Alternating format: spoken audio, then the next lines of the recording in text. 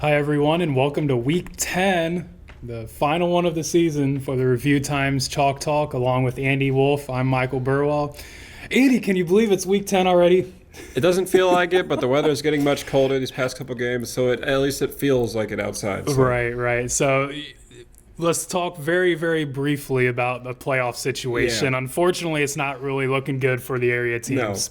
it's more of a shot than what we've probably had the past couple of years. In Division 6, Region 22, Hopewell Loudon, they need a win over Gibsonburg, 9-0 Gibsonburg, to even stand a chance. They're 15th in the region, and that's just to get in the conversation. They're behind 9 other teams that are still alive, and if they win, they need 6 of them to lose. That's a long shot, and Right. I don't see it happening. Arcadia's got probably a little bit more of a chance, just a very slight more of a chance because they're 9th, but 5 teams have already qualified. Number 6, Edgerton, is probably going to win over Ayersville this week. And if Eden and Mohawk, number 7 and 8, they both win this week, that eliminates Arcadia. Eden plays striker, Mohawk plays upper. I don't see any of those teams making the upset bid, but still, Arcadia has Pandora Gilboa. That would be a nice way to end their season. It's a tough, tall task. Right. It's a very good 4-5 PG team.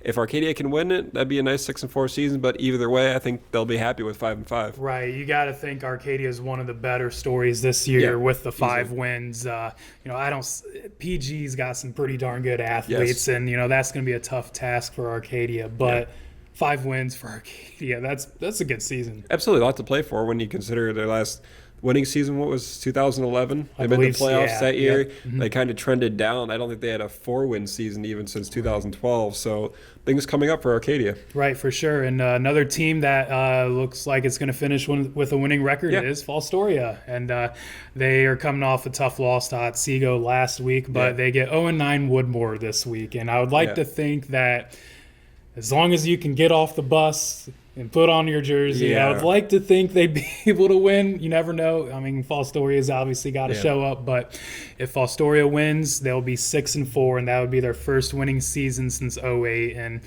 it's thinking about the season for Fostoria. Obviously, there's a lot of great moments, a lot of wild wins, and there's also a lot of what-if moments. Like Otsego last week, a winnable Games they were game. in. Rossford, earlier in the year, they really got beat hard, but that was a possibly winnable game too. But assuming they beat Woodmore, how would you feel about being a 6-4 team on Fostoria? I think you would have to feel good because a lot of times these jumps don't happen overnight to 8-2 and into playoffs from like 3 or 4 wins and into 8-2. It does happen, but just not much.